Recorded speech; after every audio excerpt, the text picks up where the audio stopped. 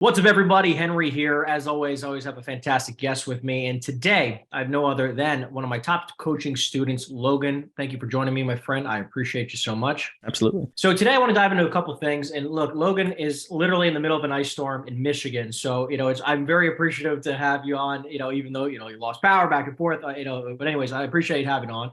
I want to talk about really quickly two things specifically that come to mind. Number one, what are the biggest shifts? Because you've been doing a lot of amazing things over the last 6 to 12 months that we've been together. I'm super proud of you, man. Some record-breaking months, which you've been having, which is super awesome. I'm just curious, what do you feel like? Number one, what do you feel like has been the biggest shifts and adjustments you've made in your business since joining the program? I'm dying to know. The biggest shift I've made would definitely be focusing on people and not transactions. Building relationships over transactions would be the biggest factor in my success this year, for sure. Love that. So elaborate what you mean, like, and in what specific ways? So like just starting off in the industry, being in my first year, I think that's what everybody does first. They chase transactions, they chase commissions, just trying to get the ball rolling, push that snowball up the hill. Surprisingly, taking the long haul, it works better. Building relationships with these clients and just getting to know them and their families, what they're doing, what their hobbies are, just touching base with them, everyone, just being friends with people is the way to be successful. Can you give me one instance where you focus more on the relationship, more so than the transaction, and then it paid off in some type of way? Yeah. So I'm actually working with these first-time home buyers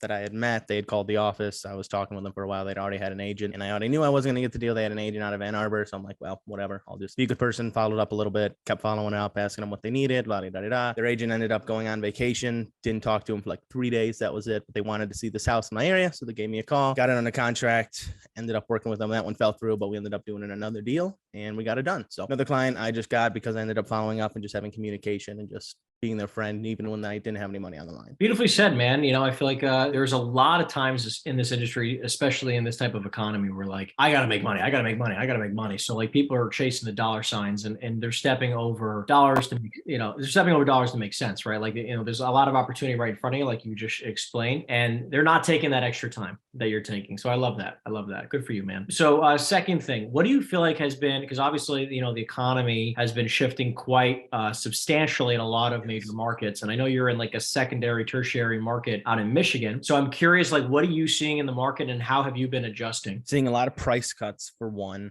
A lot of inventory still, not quite as much as we saw last year, but prices is definitely coming down. The biggest shift I've noticed is just finding investors. Buyers are still there. You just have to shift who you're targeting, right? Who these leads are going with. So finding people that already have money, that are already in the real estate business, that know this industry. You just got to find people that need to crunch numbers tighter and you'll be all right. It's just first-time home buyers. This isn't a market for them right now. They know that they're renting. That's where they're going. So it's just about shifting the business to where the supply and demand is. Love that. It's like, it's really going where the puck is, right? Exactly. Right? We're going where the puck's going.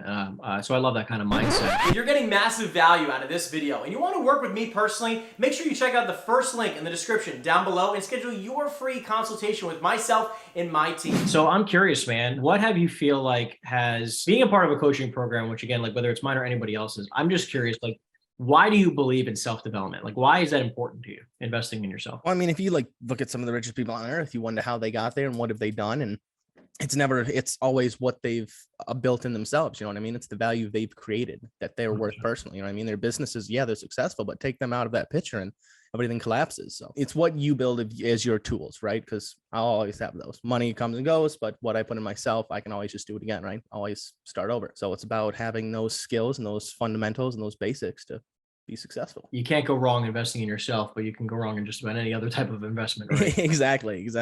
The best investment you can make. So I like that, man. I like that. So what would you say to a brand new agent calling you up right now and say, Logan, I see you're doing well in the business. I'm just starting out. I'm maybe 6 months in, 90 days in, a year in. Maybe we got a couple of deals on the belt and I'm just looking to improve. What would you say? Network your freaking tail off. Just get out there. If you're sitting in an office your first year, you're doing everything wrong. That's where I started off my first probably 3 months. I'm in the office bright and early, walking out the door late, dark. It's like, you're not making money that way. You got to meet people. You got to get out there, shake hands, kiss babies, man, do the whole works, get involved in the community, shake hands, get to know people. you'll be successful. I love that so much. What is one thing, because I know you've been doing an unbelievable job on the networking front, which has led to a lot of referral-based business. So what's one great example you can give somebody where this paid off? So we have our lady I met just getting into the business. Her name's Amy. She wasn't looking for a home or anything. She had an agent. She had worked with some of the people that were in my office, very experienced agents. I mean, 32 years of experience, 35, all these guys, they know what they're doing, right?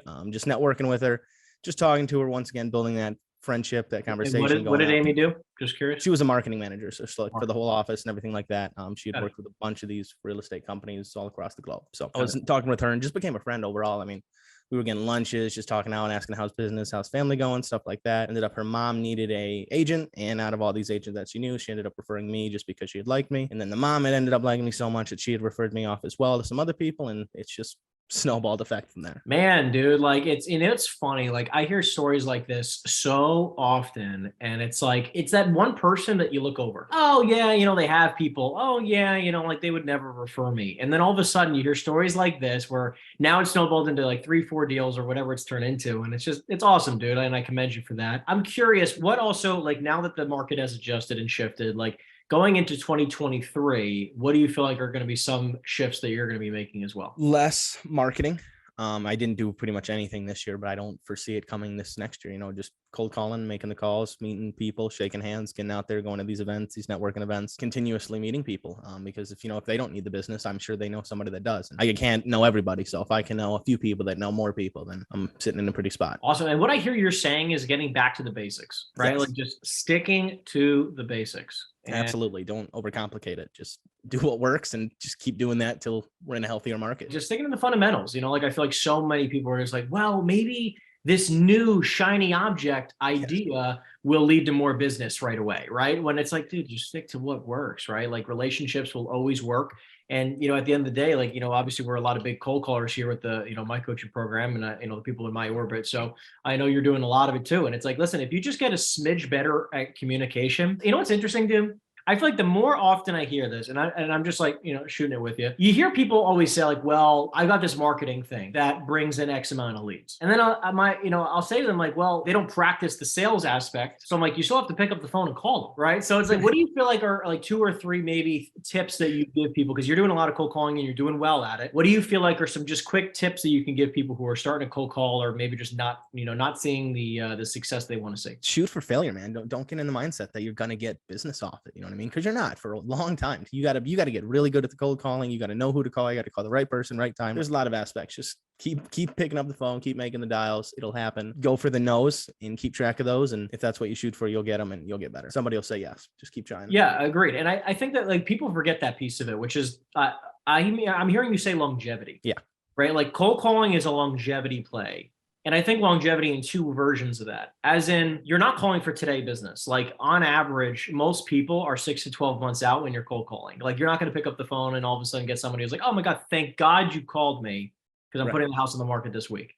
It's more so people are like, I've been thinking about it, love to have you over, have a conversation. And then 6 to 12 months later, you get a sale. But I also hear you say longevity in the sense where it's a long game of doing the work, right? Like you're packing the pipe forever. It's a daily action that will pay you over time. I love that, man. So what do you feel? I'm just curious, right? So in your market, I know you're saying that there's a lot of price adjustments. There's other things. What are you doing right now to stay not only top of mind with your clients, but winning those deals that you're talking about? Because I know we've talked about a couple ways that you've been winning a lot of deals, which I think has been super smart. Just something that I've learned from your class, and that's setting the expectation early on. As soon as you get in that first appointment, set the expectation of what's going to happen, of these price cuts. Of sure, we can list 30 grand higher than I think market value is, but we're just going to be having the same conversation in 30 days.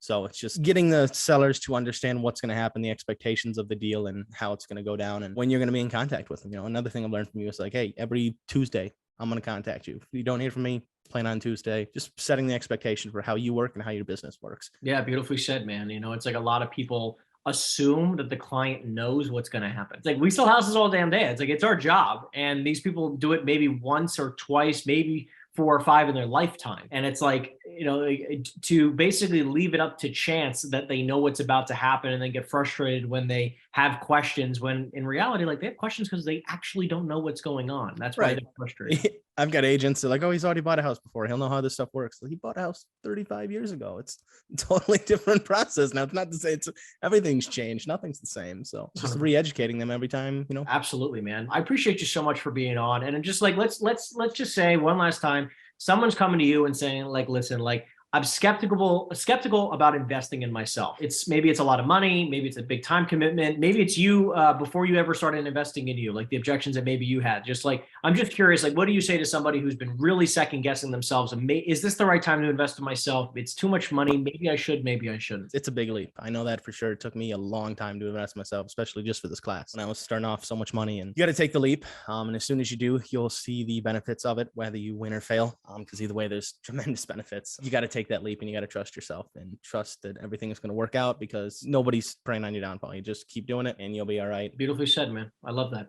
Well, look, man, I appreciate you as always for coming on. This means a lot to me, and I'll see you in the next recording, man. Yeah. Thank you, Henry. I appreciate it, man. Thank you for everyone who's listening. By the way, real quick, for everyone who's watching this has been a perfect example of someone who's just a masterful student. Logan is a masterful student who takes the information and doesn't just let it go through in one ear and out the other. And, it keeps doing the same thing. He's making massive shifts every single time. When he learns information, he puts it to work. And guess what? You see results. So I'm proud of you, man. You're doing an unbelievable job. I'm looking forward to seeing many more years of success. Other than that, guys, I'll see you guys in the next video. Take care.